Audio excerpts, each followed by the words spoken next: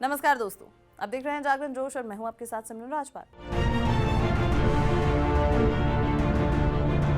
America और पाकिस्तान का रिश्ता हमेशा से उल्टा सीधा यानी कि पैराडॉक्सिकल रहा है। ये रिश्ता विश्वास और धोखे की कहानी है।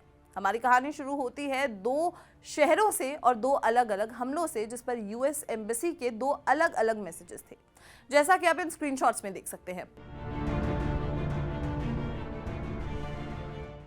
पहला स्क्रीनशॉट देखिए। यूएस एम्बेसी इस्लामाबाद वहां हुए आतंकी हमले पर पाकिस्तान के साथ पूरी तरीके से खड़ा है। उन्होंने कहा, the United states stand in solidarity with Pakistan in the struggle against terrorism. ये आश्वासन यानी कि कमिटमेंट देते हैं कि वो पाकिस्तान को सपोर्ट करते रहेंगे। अब दूसरा स्क्रीनशॉट देखिए। यूएस एम्बेसी इंडिया ने न्यू दिल्ली में हुए विस्फोट पर सिर्फ थॉट्स एंड प्रेयर्स भेजे और उसे सिर्फ टेरिबल एक्सप्लोजन यानी कि भयानक विस्फोट बताया। इस फर्क को देखिए। जब पाकिस्तान में हमला होता है तो अमेरिका उसे सेंसलेस अटैक और स्ट्रगल अगेंस्ट टेररिज्म का नाम देता है। जब दिल्ली में विस्फोट होता है तो वो सिर्फ उसे एक्सप्लोजन कह देता है। यही शुरुआत है यूएस पाकिस्तान के उलझे हुए इतिहास को समझने की। दोस्तों, यूएस पाकिस्तान का रिश्ता कभी भी दोस्ती या साझेदारी पर नहीं था। यह हमेशा स्ट्रेटेजिक सुविधा यानी कि स्ट्रेटेजिक कन्वीनियंस पर आधारित रहा है। जब अमेरिका को जरूरत पड़ी, पाकिस्तान सबसे ज्यादा गठबंधित साथ यानी कि मोस्ट अलाइड एलाई बन गया, और जब जरूरत खत्म हुई, पाकिस्तान पर सैंक्शंस लगा दिए गए।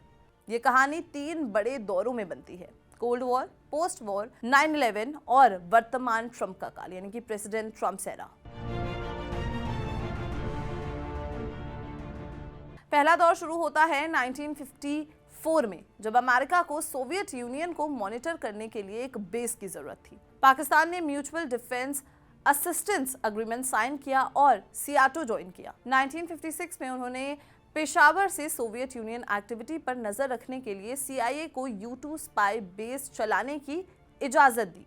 आयूब आइजनहोवर के दौर में पाकिस्तान को America's most ally in Asia कहा गया। विश्वासघात यानी कि बिट्रेयल। मगर यह रिश्ता भरोसेमंद नहीं था। 1962 में चाइना इंडिया युद्ध के दौरान यूएस ने इंडिया को मिलिट्री एड दी। 1965 में ऑपरेशन जिब्राल्टर के समय जब पाकिस्तान ने कश्मीर में हमला किया, यूएस ने डिप्लोमेटिक या मिलिट्री सपोर्ट नहीं दिया, बल्कि दोनों देशों पर हथियारों का प्रतिबंध यानी कि आर्म्स एम्बार्गो लगा दिया।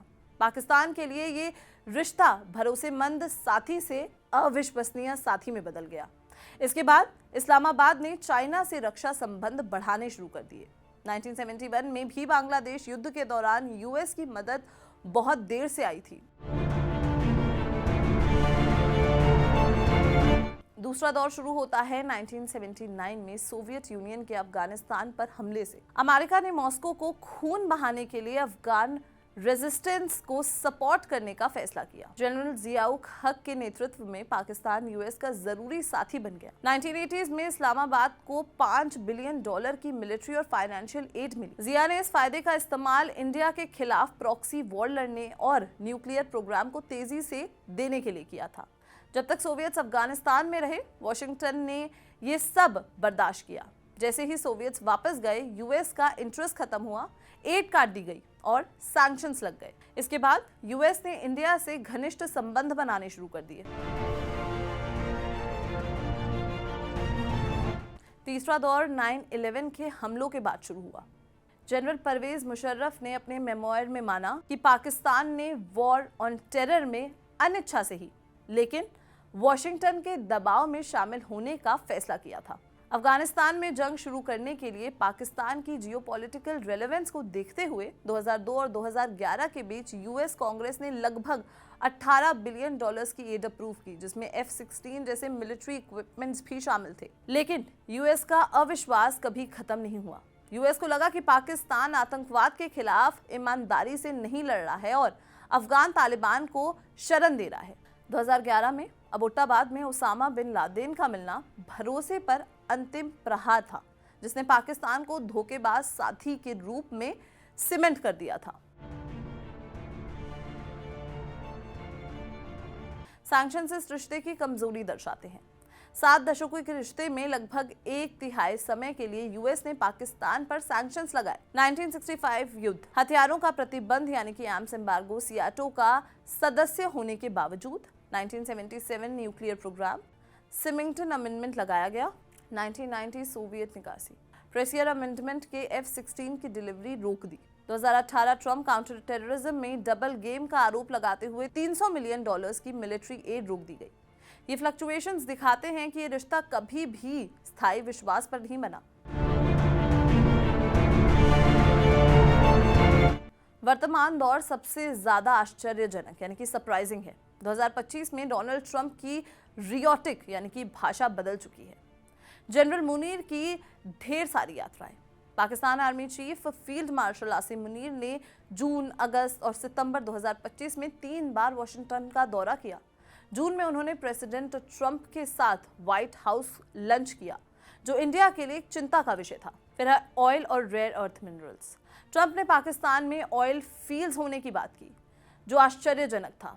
रिपोर्ट्स के अनुसार यूएस पाकिस्तान के बीच रेयर अर्थ मिनरल्स पर डील हुई है, जो ट्रंप के इंटरेस्ट का नया कारण हो सकता है।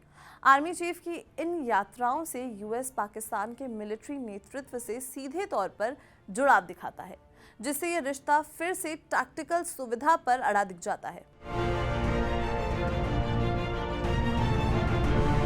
इस रिश्ते का सबसे कड़वा सच है पाकिस्तान में गहरा एंटी वेस्टर्न सेंटिमेंट और आतंकी नेटवर्क्स को सहमत देना। 1979 में यूएस एम्बेसी इस्लामाबाद को इसलिए जला दिया गया था क्योंकि झूठी अफवाह थी कि यूएस मक्का सिएज में शामिल था। पाकिस्तान बेस्ड आतंकी संगठन हमेशा अमेरिकन इंटरेस्ट को टारगेट करते रहे हैं। डैनियल पर्ल की हत्या इसका एक उदाहरण है। पाकिस्तान के प्राइम मिनिस्टर ने यूएन जनरल असेंबली में सितंबर 2025 में स्वीकार यानी कि एडमिट किया कि पाकिस्तान जमीन से काम करने वाले मिलिटेंट ग्रुप्स न्यूयॉर्क और लंदन जैसे ग्लोबल शहरों के लिए भी खतरा है। ये स्पष्ट बयान यानी कि कैंडिड स्टेटमेंट यूएस पाकिस्तान को डबल गेम की असलियत दर्शाता है। अंत में यह रिश्ता अब भी उलझा हुआ है।